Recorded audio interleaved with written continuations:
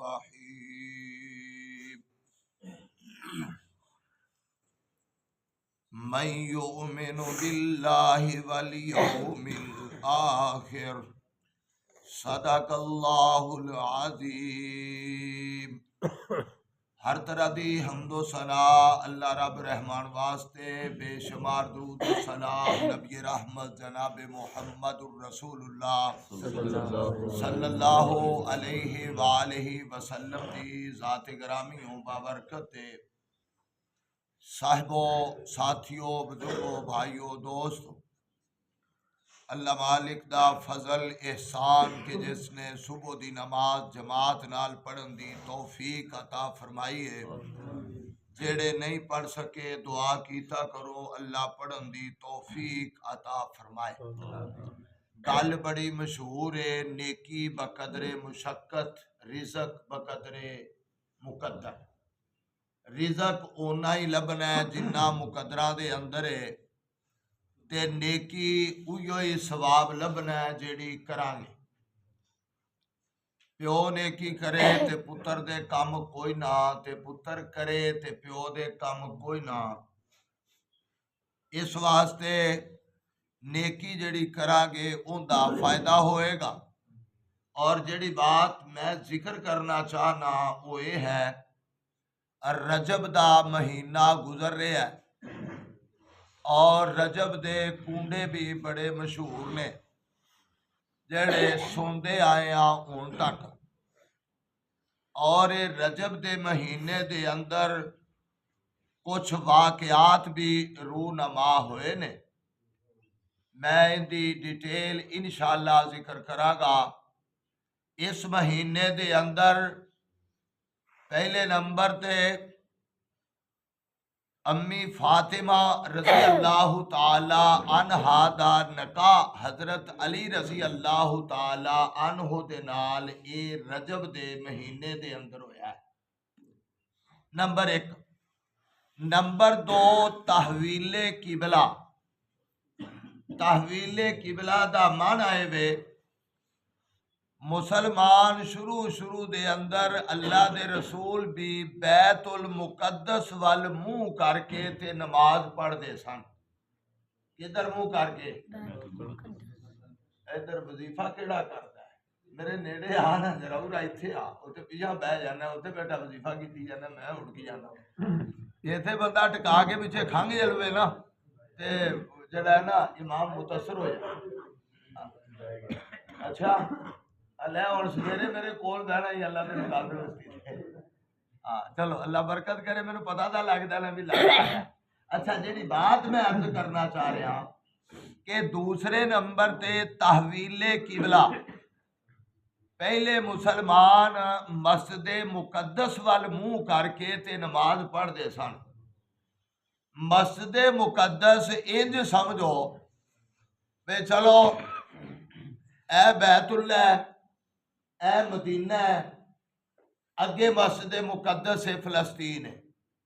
یعنی ایس رو دے وچ میں تانوں سمجھاؤن واسطے نہ سویرے آکھیا جے ساڈی مسجد بیت اللہ تے مسجد نبوی آ گئی، کیونکہ گل کرنے والا بندہ گل ریڑھ دیندا ہے۔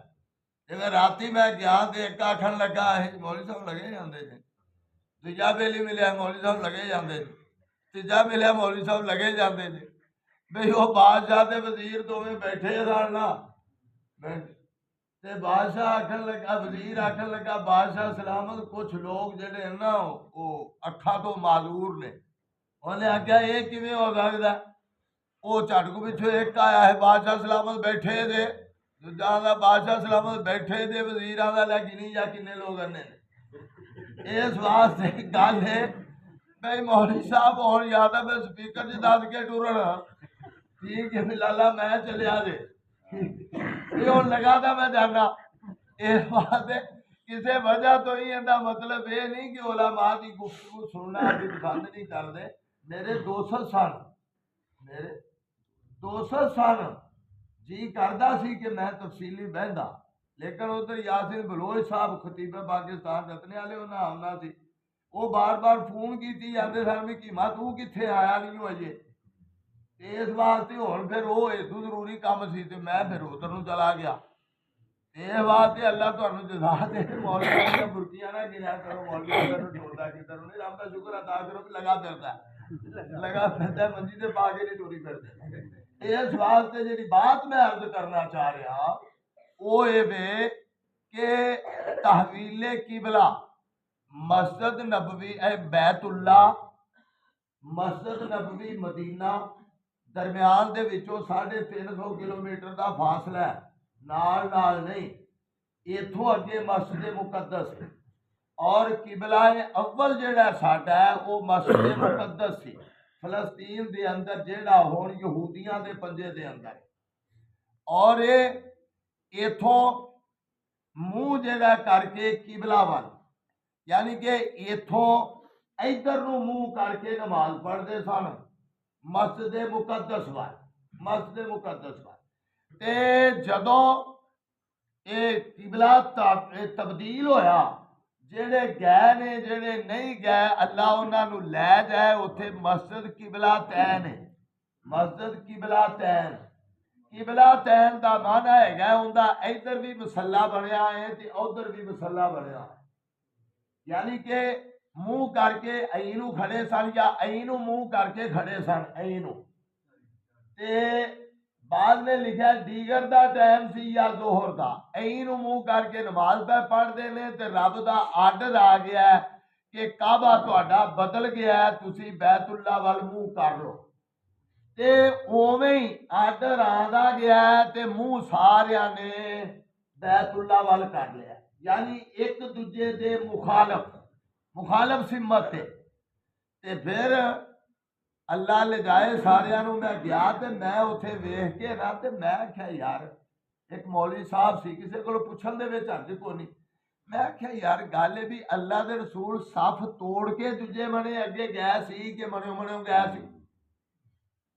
भाई गल आदि है ना भी इमाम पिछे तो घूमनो रहा, इमाम ने घूमना अगे, रकाता दो होइयां ने, दो रकाता रहिंदियां ने, दो रकाता इनू मुंह करके पढ़ियां ने, दो किबला वाल मुंह करके पढ़ियां ने, एक दूजे दे मुखालफ सिमत दे विच, मुखालफ सिमत दे विच।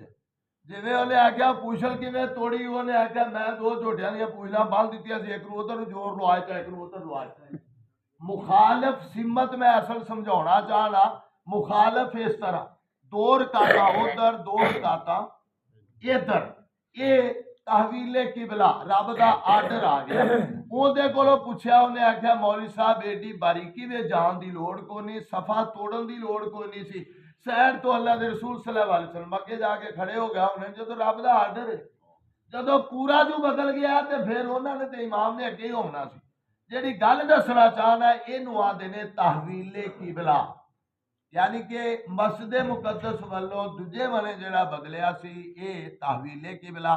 ये भी माहे रजब दे अंदर ए जिहड़ा महीना गुजर रहा है इहदे विच ही ये वाकया रूनमा होया। नंबर 2, नंबर 3 ये सी गज़वा सैफुल बहर, गज़वा सैफुल बहर ਉਹਨੂੰ ਸਰੀਆ ਆਂਦੇ ਨੇ, ਚूंकि ਸਰੀਏ ਤੇ ਗਜ਼ਵੇ ਦੇ ਵਿੱਚ ਫਰਕ ਹੈ ਵੇ। ਗਜ਼ਵੇ ਦੇ ਵਿੱਚ ਅੱਲਾ ਦੇ ਰਸੂਲ ਸੱਲੱਲਾਹੁ ਅਲੈहि ਵਸੱਲਮ ਸ਼ਰੀਕ ਹੋਏ ਹੁੰਦੇ ਨੇ ਤੇ ਸਰੀਏ ਦੇ ਵਿੱਚ ਅੱਲਾ ਦੇ ਰਸੂਲ ਨਹੀਂ ਗਏ, ਬਾਕੀ ਸਹਾਬਾ ਦਾ ਲਸ਼ਕਰ ਘੱਲਿਆ ਕਿਤੇ ਲੜਾਈ ਵਾਸਤੇ। गज़वा सैफुल बहर, और ये मैं तफसील फिर दसांगा कि सैफुल बहर थोड़ा जिहा लंबा वाक़या है ते अल्लाह करीम जो बातां सुनियां ने अल्लाह समझण दी तौफीक दे।